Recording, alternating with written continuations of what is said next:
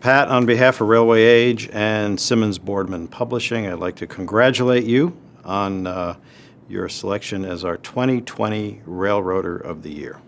Congratulations. Thank you, Bill. It is really an honor. I've been in and around the railroad business, working for railroads for more than 20 years, and I'm very familiar with the list of people who have won this award, and I'm just extremely honored to be on that list and be part of that group. So let's talk about your professional background. Now, you come from the finance world, correct? That is correct. Yeah, I graduated with a bachelor's degree in finance from Indiana, and I started my career in the commercial banking business in Detroit, Michigan, where I went to work as a trainee and credit analyst at National Bank of Detroit, which is now ultimately part of J.P. Morgan. You also worked in New York, I think? But I ended up leaving to go to Chicago about 5 years later to work for a West Coast bank called Security Pacific National Bank,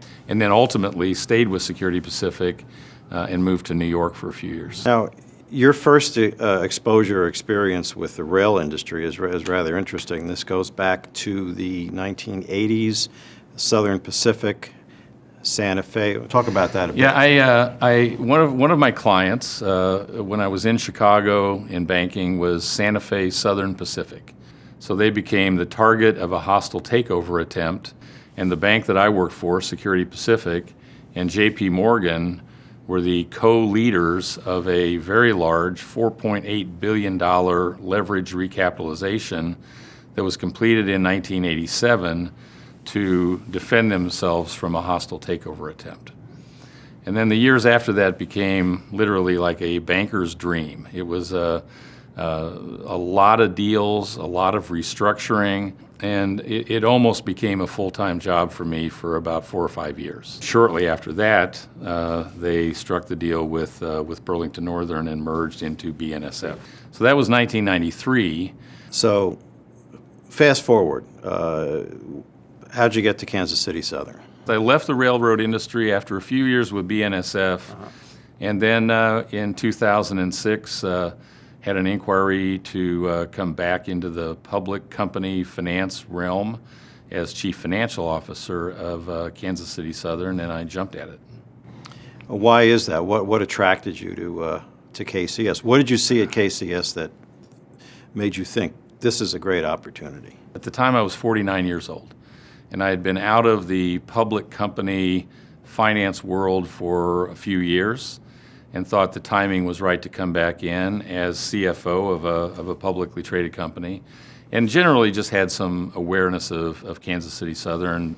And in 2005, Mike Haverty accomplished something that a lot of people at the time thought was not ever going to happen, and he got control of what is now Kansas City Southern de Mexico and put together this cross-border network that dramatically changed the strategic significance of the company that we are today. Right, because it was, the Mexican portion was TFM, which KCS's ownership was 49% at the time.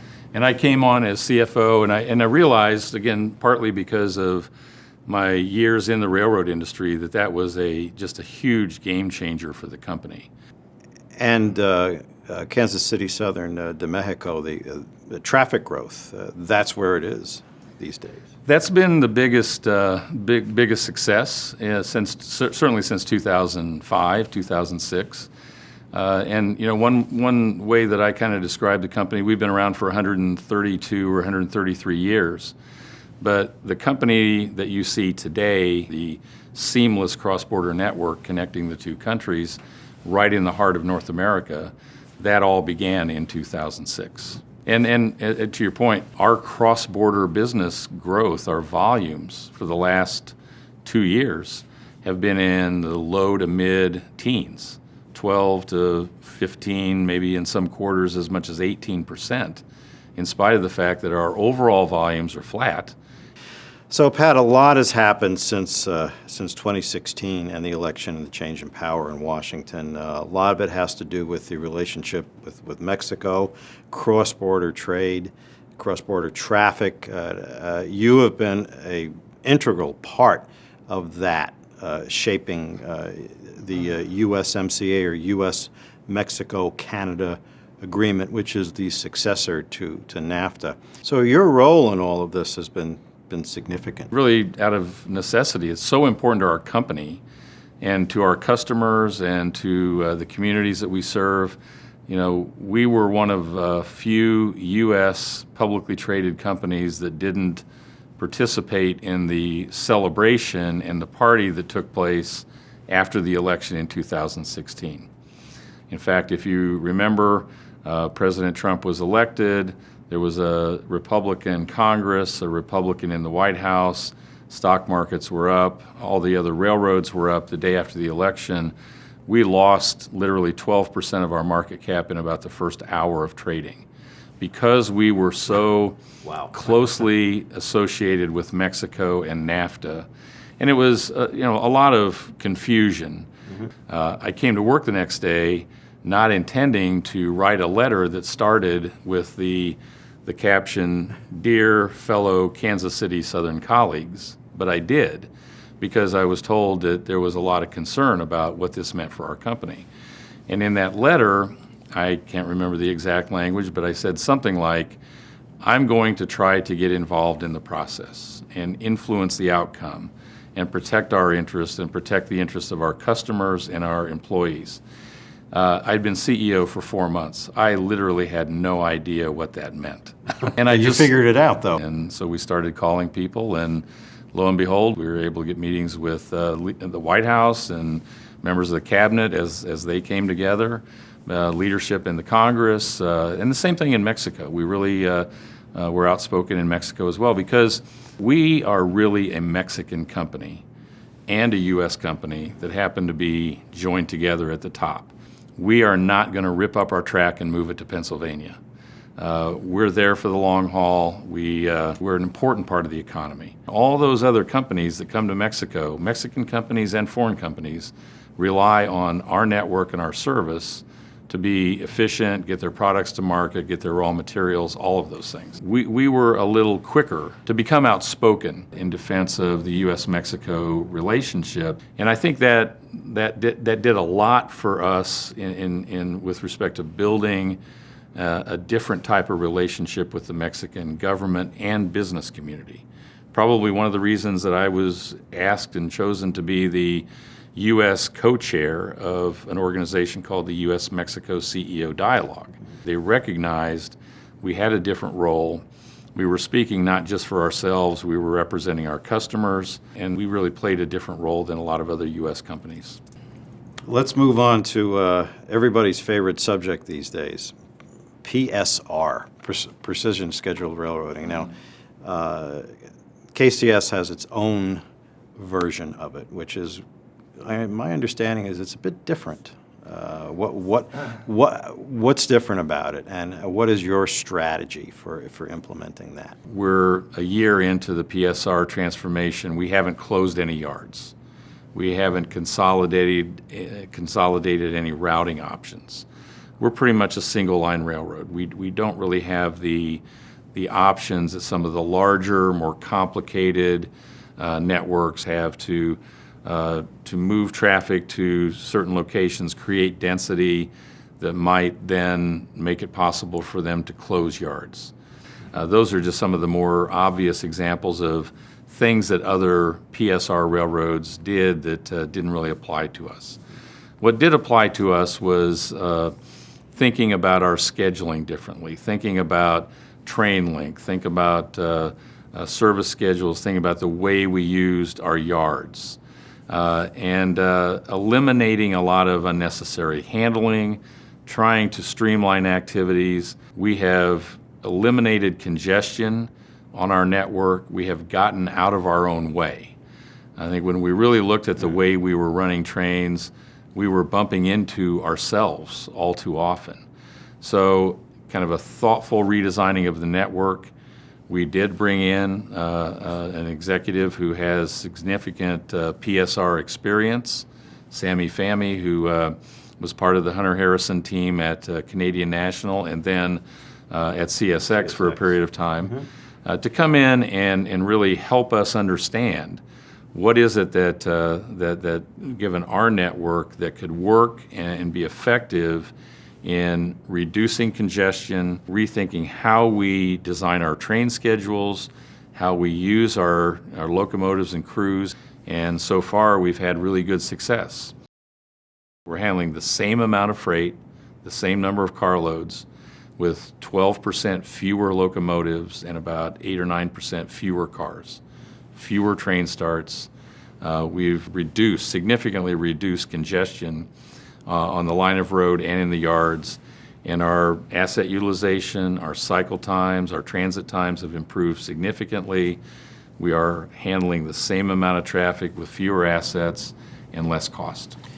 So you'd call your implementation of PSR a more measured, I guess, more measured approach, thoughtful even? I think we're approaching it differently. We're trying to be very thoughtful. Our grain business is a good example. We changed the service, we reduced congestion, we saw a very quick and noticeable improvement in transit times. We had excess cars fall out of that, hopper cars. We made a decision not to get rid of them, but to hold them. And because we had this belief that there was more business than that we could go after. Our customers were telling us that. So we held on to those cars for a period of time. We started to see market share increase because our service had improved. That improvement was sustainable, and we kept the capacity to be able to generate more revenue. And this all ties in with your mantra, which is three great words: service begets growth. Let's talk about that a bit. That's right. It really started to be very noticeable in the third and fourth quarter of 2018. And I won't get into all the reasons and the circumstances, but our service had really begun to suffer, and I think it was in 2 earnings calls and probably 3 board meetings that I had to say the following words: there was more business available to us than we could handle because our service was not adequate. For me and our executive team, we had a very strong belief and conviction that there was business available to us. We just needed to demonstrate that we could handle it. And if we did that, we thought the growth would be there and the business would come back. So that was sort of the genesis of the phrase service begets growth. High conviction that the growth opportunities were there. And I think actually Wall Street, even through that period of time, the Wall Street community believed that we had these great business opportunities. Best example that really applied very uniquely to us and to a lesser extent the other large railroads was refined petroleum products moving from U.S. Gulf Coast refineries deep into Mexico as a result of the opening up of the Mexican markets because of some congressional and actually constitutional changes they had made in their energy markets. That was a real opportunity. Those markets were open, and we knew there was a huge amount of interest on the part of U.S. Gulf Coast refineries moving into that market. We just had to get the service right. Those products wanted to move in Mexico. They wanted to move by rail. There's not sufficient truck capacity, nor is there pipeline capacity to move those. And it's worked out very, very well. In that case, refined petroleum products has been the single fastest growing part of our business for the last 12 to 18 months, with growth rates in the 30s, as high as 40%. And if we can maintain and sustain the type of service that we're delivering today, there is more growth opportunities in that area. It seems to me, Pat, that the railroads are at what I call an inflection point. There's, they're facing things like in the future like autonomous trucks. Traffic mix is changing. Traffic has been falling off, which is cyclical. What do railroads have to do going forward to stay relevant? The world around us is changing. and there's a lot of Wall Street buzz and interest about autonomous trucks, and I've gotten into arguments with a number of Wall Street research analysts that believe that autonomous trucking is going to have the same impact on the railroads in the future as the interstate highway system did 50 or 60 years ago. And you really can't dismiss that. We certainly can't dismiss it. Yeah. But what I will say is shame on us as an industry if we let that happen. And I think the real payoff, if we continue to go down that path and make the right investment, the right choices, would be a tremendous increase in the capacity that we can get out of our network. Improve consistency, reliability, and resiliency of the network. And if we do all of those things and we create that outcome, I think railroads have a very bright future, and not only will preserve our role, but we'll be able to grow it. Some of the technologies that we look at and some of the actions that we're considering are in the area of asset health, predictive maintenance, those types of things to get better utilization, longer lives, and better performance out of our assets. Autonomous operations is kind of a different bucket. And then there are other financial types of investments and innovations that we're looking at. We are a smaller investor in an autonomous vehicle company that is involved in looking at kind of closed communities. Think retirement communities, resort communities, those types of things. We're working on some ideas and possibly a pilot looking at how could we use their technology at our intermodal ramps to manage dray and movement of containers within the fence, so to speak. And one of the ways I describe our approach right now is we're not looking for the needle in the haystack in terms of the big home run type of investment in a single technology or a single company. We're trying to find the haystacks. That means we're looking for partners and for people who are companies who are investing in similar types of technology, trying to leverage their resources and leverage our relationship with those companies to try to become more aware of new, emerging, disruptive technologies that apply to our business. A good example of that you're very familiar with in the rail industry is TTCI.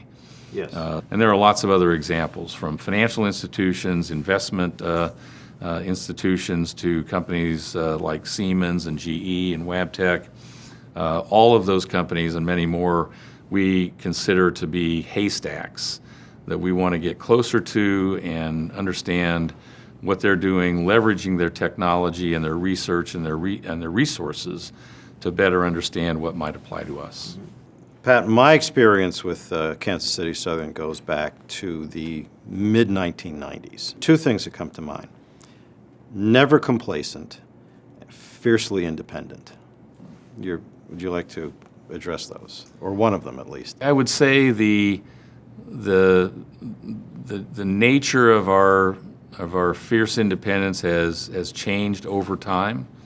So a big part of our strategy for the last several years, and this is really important, is the way we can connect and our philosophical approach and our desire and our willingness to work with these other carriers to get to markets and offer our customers and their customers service options that we wouldn't have just based on our own network. The strategy of developing service options with our connecting carriers and our partners in the railroad industry is a very important part of our strategy. I also think it is a really important part of our value proposition to our customers is that independence. If you're an auto company building a new plant in central Mexico and you want service options to both railroads in the east, we're happy to do it. If you want service options to both railroads in Canada, we're happy to do it. And I think we are more valuable to our customers because of our ability and our willingness to do that. If we were part of a bigger network, it might not be so easy.